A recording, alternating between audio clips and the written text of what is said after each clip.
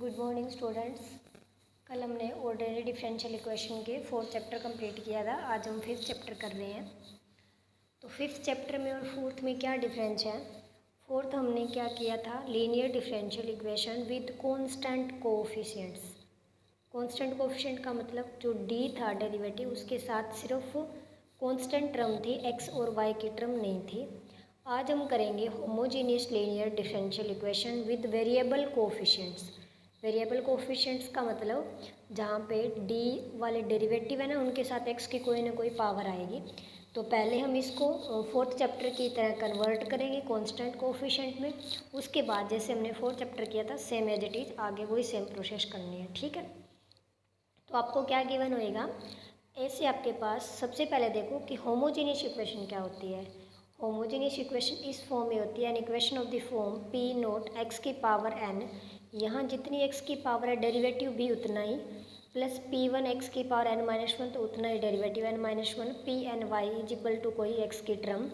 जहाँ पे P naught P one P two P N ये तो कॉन्स्टेंट होते हैं, मतलब एक्स वाई की टर्म नहीं होती, और जो x है वो x का ही फंक्शन होता है। इसको बोलते हैं homogeneous linear differential equation. Homogeneous का मतलब x की जितनी पावर है ना यहाँ पे, उसके डेरिवेटिव की भी उतनी होनी चाहिए साथ में। यहाँ n माइनस वन है तो यहाँ भी n माइनस वन होना चाहिए, तो इसको कहते हैं होमोजीनियस, ठीक है। तो आपको ऐसे एक इक्वेशन गिवन आएगी, एक डिफरेंशियल इक्वेशन जिसमें वेरिएबल कोफिशिएंट्स होंगे। अभी तक हमने कांस्टेंट कोफिशिएंट्स पढ़े हैं, तो वेरिएबल के लिए क्या करेंगे, पहले उसको कांस्टेंट में कन्वर्ट कर देंगे और उसके बाद सेम वही प्रोसेस करेंगे जैसे हम कांस्टेंट में करते थे। तो सबसे पहला मेथड ये है कि x की जगह e की पावर z पुट करना है, ठीक है। तो दोनों साइड z लेंगे तो e से z कैंसिल, log कैंसिल हो जाएगा, तो यहाँ पे z की वैल्यू कितनी आ जाएगी, log x। ये आपको ध्यान रखना है सिर्फ इतना कि x की जगह e की पावर z पुट करेंगे और z equals to log x। उसके बाद क्या करना है, आपको d में कुछ टर्म गिवन आएगी, तो ऐसी टर्म्स गिवन होगी कि अगर x स्क्वायर है तो उसके साथ d स्क्वायर y, क्योंकि होमोजीनियस है तो 2 बार डेरिवेटिव, ठीक है। तो कल हमने किया था कि यहाँ जो d स्क्वायर था ना, उसके साथ 4 5 1 2 3 कॉन्स्टेंट होते थे, हम क्या करते थे, इसको सीधा d स्क्वायर पुट कर देते थे।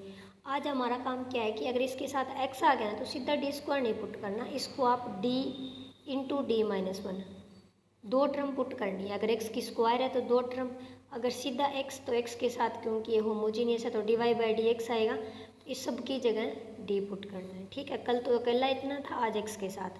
अगर x स्क्वायर है साथ में और यहाँ भी स्क्वायर है तो इसकी जगह 2 टर्म आएगी डी डी माइनस वन। मान लो अगर ऐसे आई एक्स क्यूब, इसके साथ D cube Y upon D X cube, तो इसको कैसे करोगे, 3 है तो 3 टर्म आनी चाहिए, डी से स्टार्ट हुई d, फिर d माइनस वन और d minus two, total term कितनी होगी 3, ठीक है। इतना फर्क है। उसके बाद d में कन्वर्ट होने के बाद वही सेम d की वैल्यूज निकाल लेंगे एंड शो ऑन। ऐसे अगर यहाँ पे 4 होता तो क्या करते हैं हम, t d minus one d minus two d minus three, ठीक है, एंड 5 आगे कितनी भी हो। और उसके साथ क्या ध्यान रखना है, ये जो हम पुट कर रहे हैं कि x और D Y by D X की जगह d क्यों पुट कर रहे हैं, तो यहाँ ये ध्यान रखना है कि हमने x को e की पावर z पुट किया है, ये ध्यान रखना।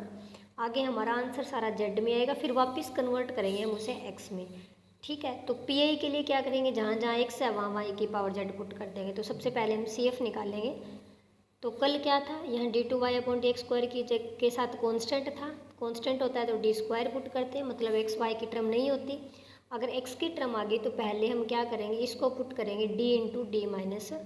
ये भी ध्यान रखना कि d2 है ना, तो इसके साथ x स्क्वायर ही होना चाहिए। अगर x है तो हम नहीं पुट कर सकते, पहले उसको x स्क्वायर बनाएंगे मल्टीप्लाई करके, फिर इसकी जगह d into D minus one. तो एक्सिलरी इक्वेशन इसकी सिंबॉलिक फॉर्म के लिए क्या करेंगे, सबसे पहले x की जगह e की पावर z पुट किया, तो यहाँ से z की वैल्यू दोनों साइड log लेंगे, log x आ गया। और d किसको पुट करेंगे, एक x D Y D X को, ठीक है। सबसे पहले इसमें देखो एक्स स्क्वायर की जगह क्या पुट किया, d into D minus one minus two as it is Y common ले, जैसे पहले करते थे। x की जगह क्या पुट कर दिया, e की पावर z, तो x का स्क्वायर है तो e की पावर 2z बन गया। ये 1/x था यानी कि x की पावर माइनस वन, तो e की पावर भी क्या आ जाएगा, माइनस का z, ठीक है। अब हमारे पास ये सारे z में इक्वेशन आ गए, इसको सोल्व करेंगे हम। इसकी एक्सिलरी इक्वेशन क्या होती है, जो सिंबॉलिक फॉर्म है वो ले लो, d की वैल्यू निकालो, d की वैल्यू 2 और माइनस वन, तो हमारा सोल्यूशन क्या आएगा, c1e की पावर 2x नहीं z, क्योंकि अब z में चल रहा है, ये देखो सारी z में इक्वेशन है ना, प्लस C2 ई की पावर माइनस जेड। ठीक है, लेकिन हमें चाहिए एक्स में सॉल्यूशन। तो एक्स के लिए क्या करेंगे, जहाँ जहाँ जेड है उसकी जगह वापस log x पुट कर दो। अगर आप यहाँ log x पुट करोगे तो log में क्या होता है, ये 2 पावर ऊपर चली जाती है, इसे log कैंसिल हो गया, ये बन जाएगा C1x²। सेम यहाँ आ जाएगा। ठीक है, इतना फ़र्क था 4th और 5th चैप्टर में। तो आपके पास CF आ गया। ठीक है, अभी जेड में चल रहा है, लास्ट में आप जेड की जगह वापस log x पुट कर देंगे। पीआई के लिए क्या किया, देखो गिवन तो हमारे पास था ये x², लेकिन हमने x को e की पावर z पुट कर दिया। तो पीआई के लिए हमारे पास e की पावर 2z और प्लस e की पावर z है। तो पीआई के लिए क्या करते हैं, पहले 1/d कर देते हैं, फिर इन दोनों की अलग अलग। एक्सपोनेंशियल क्या कहता है कि d की जगह क्या पुट कर दो, d प्लस z के साथ क्या है 2। तो जहाँ जहाँ d है, सॉरी वो तो तब होता है जब आपके पास x के एक्सपोनेंशियल के साथ कोई और टर्म हो। अब ये अकेले एक्सपोनेंशियल है तो क्या काम है कि d की जगह डायरेक्ट 2 पुट कर दो, और इधर क्या पुट करेंगे, d की जगह -1। तो यहाँ आपके पास जहाँ जहाँ d था हमने 2 पुट किया, तो आपके पास यहाँ ये 0 बन रही थी टर्म। यहाँ -1 पुट किया तो -1 का स्क्वायर यानी कि 1 + 1, ये भी नीचे 0 बन रहे, ये भी 0 बन रहा है। तो क्या करते हैं, अब x में नहीं है, ये z में है, तो z से मल्टीप्लाई कर दो नीचे वाले का डेरिवेटिव। तो d² का 2d, d का -1, और इधर से फिर d² का 2d और -d का -1। यहाँ भी z से मल्टीप्लाई, क्योंकि नीचे वाली टर्म 0 बन रही थी, नहीं तो d की जगह डायरेक्ट पुट कर देते 2 और -1। फिर पुट करो, यहाँ पे d की जगह 2 पुट करो, यहाँ d की जगह -1 पुट करो, ये आपके पास आ गया PI। CF प्लस PI क्या होता है, कंप्लीट सॉल्यूशन। लेकिन ये सॉल्यूशन किस में है, z में, हमें चाहिए x में। तो क्या करेंगे, e की पावर z को ही तो हमने x पुट किया था, तो जहाँ जहाँ z है वहाँ क्या पुट कर दो, log x। तो जब आप e की पावर 2z है तो यहाँ पे आएगा log x, और log में क्या होता है कि ये चीज़ पावर में चली जाती है, तो इससे log कैंसिल हो गया, यानी कि x²। e की पावर 2z की जगह x², e की पावर -z की जगह 1/x, फिर ये वापस आपके पास z की जगह बस log x पुट कर दो। ऐसे ही आगे वाला करना है। ये देखो, सबसे पहले ये देखा करो डिफरेंशियल इक्वेशन के साथ क्या है, वेरिएबल है, इसका मतलब हमें होमोजीनियस बनाना पड़ेगा। अभी ये होमोजीनियस नहीं है। क्यों नहीं है, क्योंकि क्यूब के साथ x³ आना चाहिए। तो सबसे पहले इसको x² से मल्टीप्लाई करो, x² से मल्टीप्लाई किया, ये x³ बन गया, ये x² d2y/dx²। ठीक है, मल्टीप्लाई करने के बाद ये अकेली साइड ही नहीं करना, दोनों साइड करना है। x² से मल्टीप्लाई इधर किया तो x²/x था, एक x से x कैंसिल हो गया, ऊपर बच गया आपके पास x। अब देखो, अब ये होमोजीनियस बन गई। अब इसकी जगह क्या पुट करेंगे, d³ है तो d-1 एंड d-2, 3 टर्म आ गई, और ये x² है तो d × d-1 यहाँ पुट कर दिया। फिर d वाले सारे इकट्ठे कर लिए। ये हम क्यों पुट करें, क्योंकि x की जगह e की पावर z पुट करें, तो जहाँ जहाँ x था वहाँ e की पावर z पुट कर दिया। यहाँ से हम d की वैल्यू जैसे पहले निकालते थे वैसे निकालनी है, d0 1 1 2 रिपीटेड आ गया, तो C1 और C2 x आ जाएगा। अब ये x नहीं z में चल रहा है सारा, तो एक बार z में आंसर दिखाएंगे। ये आपके पास CF आ गया। PI के लिए क्या करते हैं कि 1/d की टर्म करो, यहाँ e की पावर z। e की पावर z क्या कहता है कि z की यहाँ d की जगह 1 पुट करो, 1 पुट किया, नीचे वाला 0 बन रहा था, 0 बनता है तो हम क्या करते हैं, पहले z से मल्टीप्लाई कर दो, नीचे वाले का डेरिवेटिव। नीचे वाले का डेरिवेटिव क्या, t³ का 3d² और इसका आ जाएगा 4d, इसका 1। फिर क्या किया, z की जगह फिर 1 पुट किया, फिर भी 0 बन रहा है, तो एक बार और z से मल्टीप्लाई कर दो, एक z पहले था, एक और मल्टीप्लाई कर दिया, नीचे वाले का डेरिवेटिव। तब तक करते जाओ जब तक नीचे वाला 0 ना बने, केस ऑफ फेलियर उसे बोलते हैं। फिर d की जगह हमने 1 पुट किया, तो आपके पास ये आ गया PI। CF प्लस PI क्या होता है, टोटल आपके पास सॉल्यूशन। लेकिन ये z में आया है, तो आगे क्या करेंगे, z की जगह वापस log x पुट कर देंगे, तो आपके पास सॉल्यूशन आ जाएगा x में। ठीक है, सेम आपके पास थर्ड है। सबसे पहले ये देख लिया करो कि अगर वेरिएबल है तो होमोजीनियस भी होना चाहिए, कि यहाँ 2 है तो पावर 2 होनी चाहिए, यहाँ 1 है तो पावर 1, अगर नहीं है तो मल्टीप्लाई करके पहले उसे बनाओ।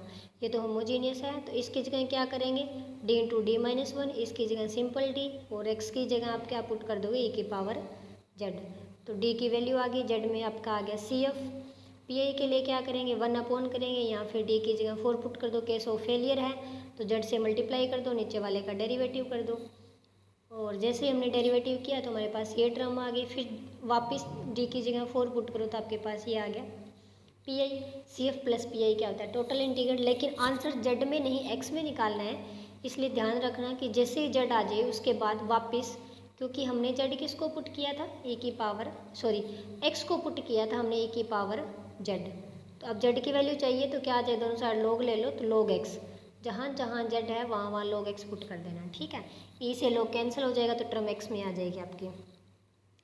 सेम आपके पास फोर्थ क्वेश्चन है, यहाँ बस नाम इसने डी डैश दे रखा है, ये डी डैश कोई और नहीं डी है। तो डी इसलिए नहीं दिया क्योंकि पहले इसने डी में लिख दिया इसे, जो डेरिवेटिव होता है ना d2y/dx², उसको इसने क्या किया, पहले डी में लिख रखा है। तो आप चाहो तो इसी को आगे डी डैश में लिख सकते हो या डी में। एक्स स्क्वायर के साथ इसकी स्क्वायर है मतलब d into D minus one, ये एक्स के साथ अकेला डी है मतलब एक डी एक ही टर्म आती है, और दो होता तो दो टर्म आती है, D into D minus one, cube होता तो D minus one D minus two आता, और एक्स की जगह क्या पुट कर दिया e की पावर जेड, और एक्स की पावर m था तो e की पावर एम जेड। यहाँ से डी डैश की वैल्यू आ गई, डी डैश की वैल्यू आने के बाद सी एफ आ जाता है, जैसे हम 4.1 में निकाल लेते हैं। फिर जहाँ जहाँ जेड है उसकी जगह log x पुट कर दो, e है वहाँ से कैंसिल हो जाएगा, e से log और x में आंसर आ जाएगा। पी आई के लिए 1 अपॉन करो और एक्सपोनेंशियल क्या कहते हैं, d की जगह जेड के साथ कोफिशिएंट है वो पुट करो, m पुट कर दिया, ये पी आई आ गया, C F plus P I complete integral. तो आज ये 4 सम करके देखना, आपको कोई प्रॉब्लम हो तो बताना, कल नेक्स्ट करेंगे बाकी बचे हुए।